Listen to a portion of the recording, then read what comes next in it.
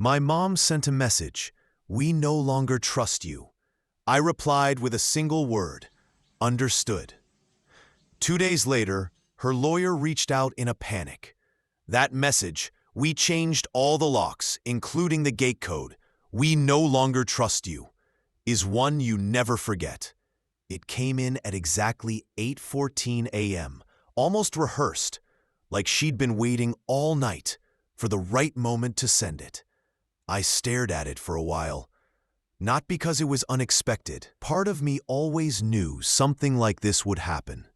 But because it sounded so sterile, so official, as if they were firing me from the family. When I finally responded with "understood," I meant it. Calmly, I opened my banking app and canceled the $4,800 mortgage transfer I'd been paying every month on their house, the one they'd handed to my sister. They'd said she deserved it because she had kids. Apparently, I was the disappointment. 2 days later, a new message arrived. Different number this time. No emojis, no passive-aggressive dots. Just a plain email from a law firm. Subject: "We have an issue. Please call immediately." I never called. By then, the event they were panicking about was already done. But let me rewind. Stories like this don't start with betrayal. They start with love, or at least, what looks like it. They start with a child who keeps saying yes, believing that someday all that sacrifice will mean something. That one day they'll say thank you, that one day he'll matter. That child was me. For years, I paid their bills, solved their problems, and carried their weight. They kept calling for help until I finally stopped answering. When they changed the locks that morning, something else had already changed. Me. At the time, I thought I was helping. I truly believed I was saving the family, the home, and the balance we all depended on. If someone had asked me then, I'd have said, "I'm just supporting them. I can afford it." But it wasn't just that. For 4 years, I'd been paying their mortgage, $1,800 a month, like clockwork. An automatic deduction from my account, as if it were some sort of family tax. Add utilities, property insurance, internet, and even emergency roof repairs after a storm. All under my name, my credit, my money. They never once sent thank you. My sister Marissa always had another crisis. Credit card maxed out? I paid it. Car needed brakes? Covered. Daycare too expensive? I sent money, just until she figured it out. 3 years later, she was still figuring it out. And still, I never said no, because I thought that's what family does, until I realized it was exactly what they expected. The first real crack showed one Sunday afternoon. I was scrolling Facebook while waiting for groceries when I saw the photo. Marissa, my parents, and her kids standing in front of the house I was paying for, holding a sign that said, "Home Sweet Home, Marissa's Present." My mom's caption read, "So proud of our daughter for building a future we can all share. This home is in the right hands." I reread it. Marissa's home. Right hands. No mention of me. No tag. No credit.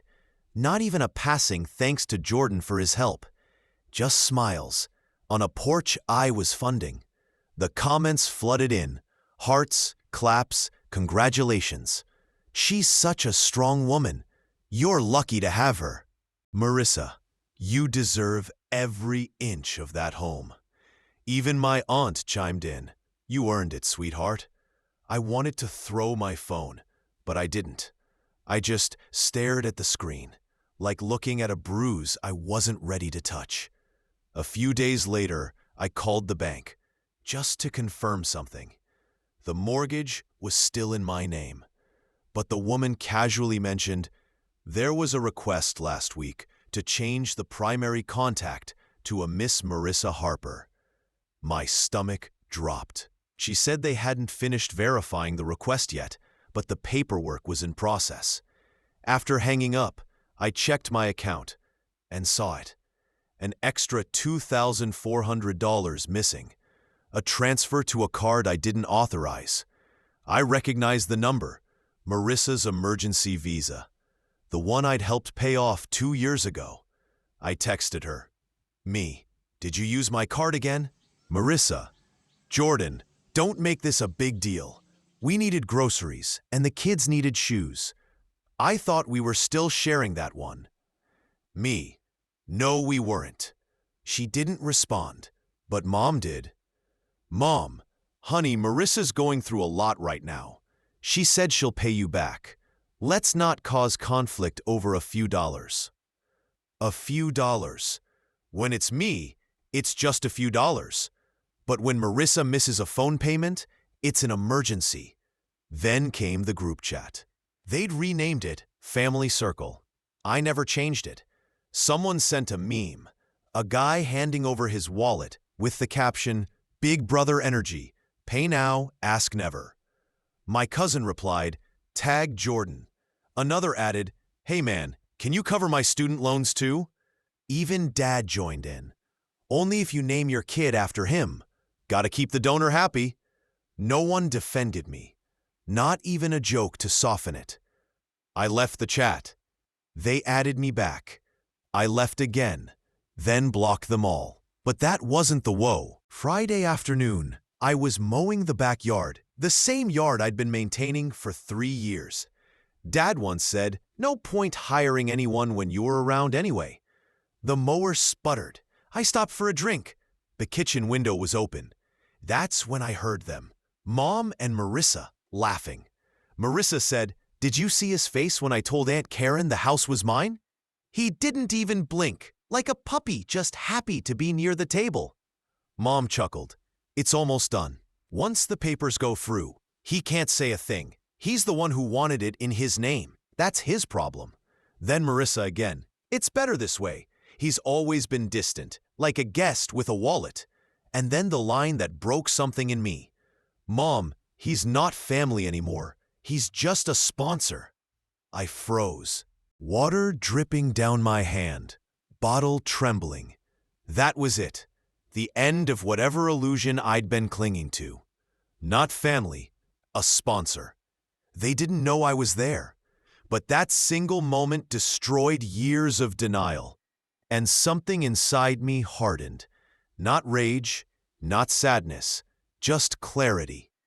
So when the birthday invitation arrived, white envelope, gold lettering, "Please join us in celebrating Diane Harper's 60th birthday," I knew what I was going to do. No signature, just from your family. I didn't RSVP. I didn't call. I circled the date in red and prepared. 3 days before the celebration, I finished my preparation.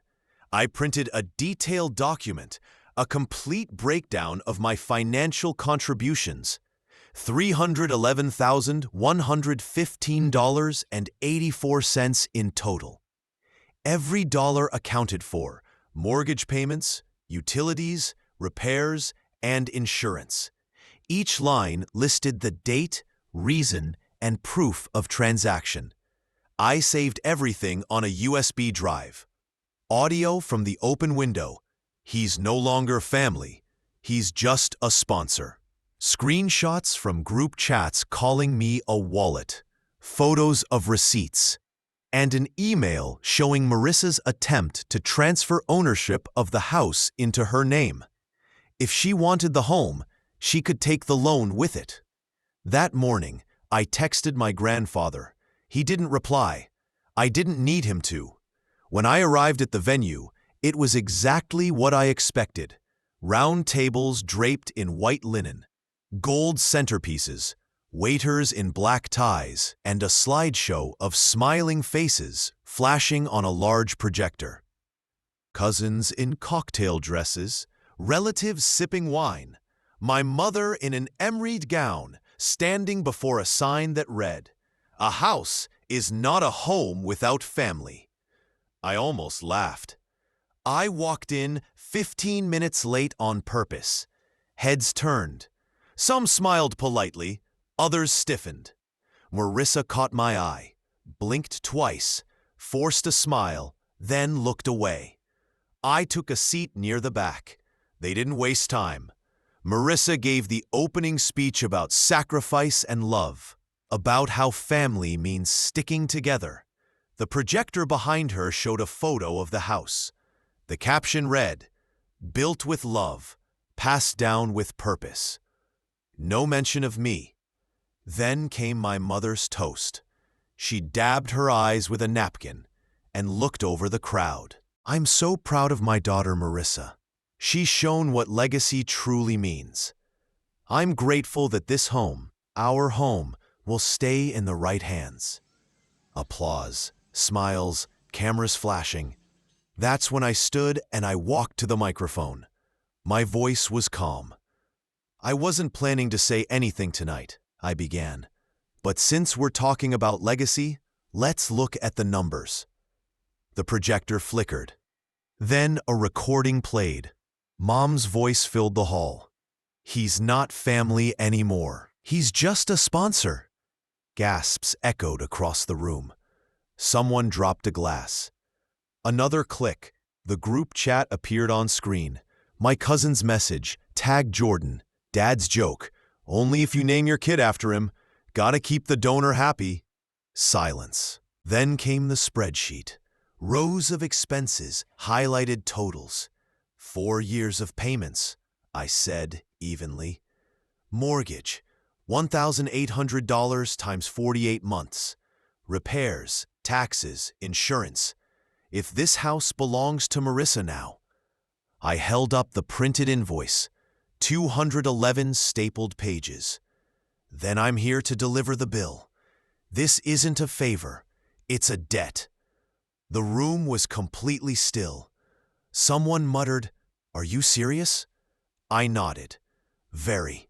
The documents are already filed. The house is legally hers, and so is the responsibility. Effective today, I've removed myself from all related accounts. My mother's face went pale. Marissa stood frozen, mouth slightly open. I looked at them both. You called me a sponsor, so I've stopped sponsoring. No shouting, no drama, just truth. I placed the folder on the table, turned, and walked out. Behind me, the audio replayed faintly. He's not family anymore. Maybe they were right, but for the first time in years, I finally felt free.